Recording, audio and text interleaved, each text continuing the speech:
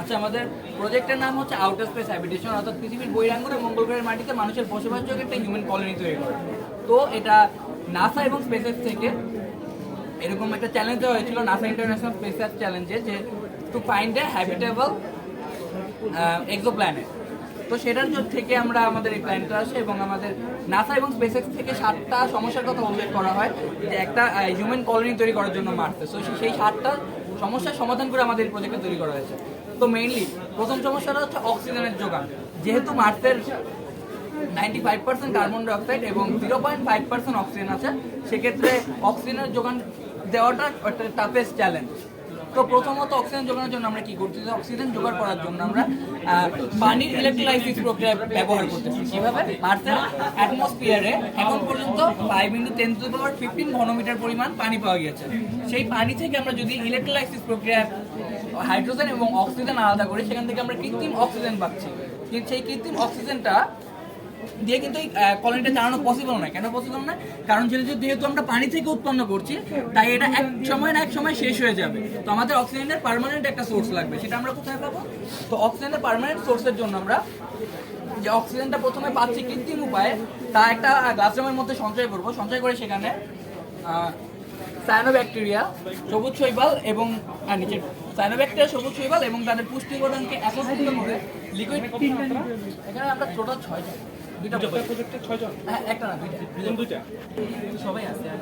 Liquid ট্রির মাধ্যমে আমরা বায়োলজিক্যাল অক্সিজেনটা সেখান থেকে উৎপন্ন করতেছি। তারপর আমরা কিন্তু সেখান থেকে যে অক্সিজেন পাচ্ছি, তারপরও আমরা এখন প্রশ্ন উঠতে পারে যে আমরা তো বায়োলজিক্যাল ওখান থেকে লিকুইড ট্রির মাধ্যমে অক্সিজেন পেলাম, কিন্তু সেটা তো কৃত্রিম ভাবেই তৈরি। এখন যদি বলে আমাদের ন্যাচারাল অক্সিজেন লাগবে, আমাদের বায়োলজিক্যাল অক্সিজেন লাগবে, সেটা আমরা কিভাবে উৎপন্ন করব? যে আমরা লিকুইডটির মাধ্যমে যে অক্সিজেনগুলো পাচ্ছি, তা দ্বারা আমরা প্রথমে হাইড্রোপনিক্স উপায় অবলম্বন করবো। হাইড্রোপনিক্স উপায় কি? মাটি ছাড়া শুধুমাত্র পানির মাধ্যমে বৃক্ষরোপণ,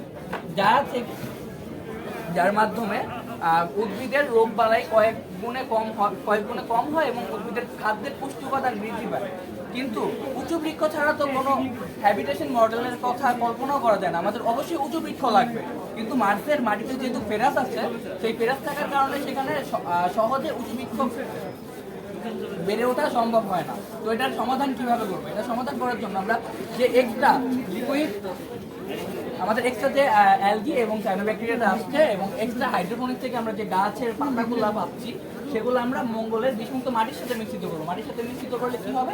সেখানে হিউমাস উৎপন্ন হবে এবং যদি সেখানে আমরা একবার হিউমাস উৎপন্ন করতে পারি এবং আগের যে অক্সিজেন, কার্বন ডাইঅক্সাইড, নাইট্রোজেন এবং অন্য গ্যাসগুলো আছে, সেই গ্যাসগুলো দ্বারা পরিপূর্ণ একটা পরিবেশ সৃষ্টি করতে পারি, তাহলে সেখানে আমরা উঁচু বৃক্ষরোপণ করতে পারবো। এবং উঁচু বৃক্ষরোপণ যদি একবার করতে পারি, তাহলে আমরা আস্তে আস্তে সেইটা গ্রো আপ করবো এবং সেখানে একটা বনাঞ্চল পাবো। আমরা যদি এই বনাঞ্চলটা সৃষ্টি করতে পারি, তাহলে আমাদের অপরন্ত একটা খাদ্যের যোগান পাচ্ছি এবং পাশাপাশি অপরন্ত অক্সিজেনের যোগান পাচ্ছি, যা আমাদের মেইন সমস্যাটার সমাধান করছে। পাশাপাশি এখন এত বড় একটা প্রজেক্টের মধ্যে এর কি কোনো রিস্ক নেই? অবশ্যই এর অনেকগুলো রিস্ক আছে। যেমন যে আমরা মার্সের মধ্যে যাব, মার্সের মধ্যে কিন্তু কোনো চাপ নেই, বায়ুমণ্ডল চাপ বা অ্যাটমসফিয়ারিক প্রেশার নেই, বাট আমাদের শরীরে ঠিকই ব্লাড প্রেশার আছে। যেহেতু এখানে চাপ নেই এবং আমাদের শরীরে ব্লাড প্রেশার আছে, তো আমাদের হিউম্যান বডি সেখানে এক্সিস্ট করতে পারবে না। সেখানে যদি হিউম্যান বডি কোনো প্রোটেকশন বা কোনো স্যুট ছাড়া সেখানে অবস্থান করে, তাহলে সেটা এক্সপ্লোর করবে। তো সেটা সমাধান হিসেবে আমরা সিলিকনের গ্লাস ডোম ইউজ করতেছি, আর এবং সেটা কিভাবে তৈরি করব সেটা আমি সামনে আসতেছি। তো সিলিকনের গ্লাস ডোম ইউজ করতেছি।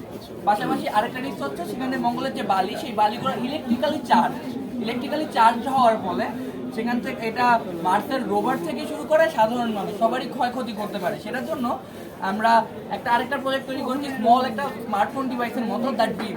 সেটার ক্ষেত্রে 10 মিটার রেডিয়াসে যে পরিমাণ ইলেকট্রিক্যালি চার্জ কণা থাকে, সেটা শোষণ করে নেয় এবং শোষণ করে নেওয়ার ফলে আমাদের যে মার্স রোভার এবং অ্যাস্ট্রোনট আছে, তাদের কাছে প্রত্যেকের কাছে এই ডিভাইসটা থাকবে। ডিভাইসটা থাকার ফলে তার 10 মিটারের মধ্যে কোনো ইলেকট্রিক্যালি চার্জ বারো কণা আসলে তা শোষণ করে নিবে এবং সে এই ইলেকট্রিক্যালি চার্জ বারো কণা থেকে রক্ষা পাবে।